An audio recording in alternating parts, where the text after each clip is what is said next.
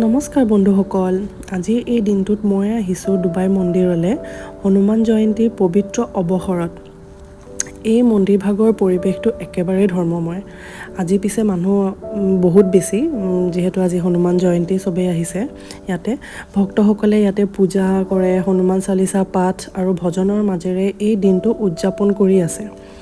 আমিও আহিলোঁ ইয়াতে, ভাবিলোঁ এবাৰ চাই আহোঁ মন্দিৰত, কিন্তু ইমান বেছি মানুহ হ'ব বুলি ভবা নাছিলোঁ দেই। অলপমান ভিতৰত এইবিলাক ভজন চলি আছে, মই ভিডিঅ'টোত শুনাম বাৰু কেনেকৈ সকলোৱে চবেই মিলি পেলাই জয় শ্ৰীৰাম, এনেকৈ জয় হনুমান চবেই কৈ আছে এনেকৈ ভজনৰ মাজত, মানে এইখিনিতে আপোনালোকে শুনা পাব ইয়াত।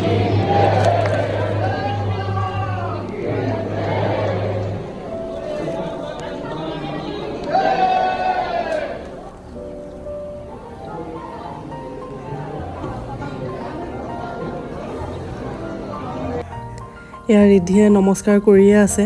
ময়ো আজি মোৰ মানুহজন আৰু আমাৰ অকণমানি ৰিদ্ধিৰ লগত উপস্থিত থাকিবলৈ পাই ভাগ্যৱান বুলি ভাবিছোঁ। পিছে মন্দিৰৰ ভিতৰখিনি ইয়াতে ফটো আৰু ভিডিঅ' কৰাৰ প্ৰহিবিটেড, সেইকাৰণে ভিতৰখিনি কৰিব নোৱাৰি। তাৰপিছত এয়া বাহিৰলৈ আহিলোঁ, আহি পাই তাৰপিছত এতিয়া ঘৰলৈ যাওঁ।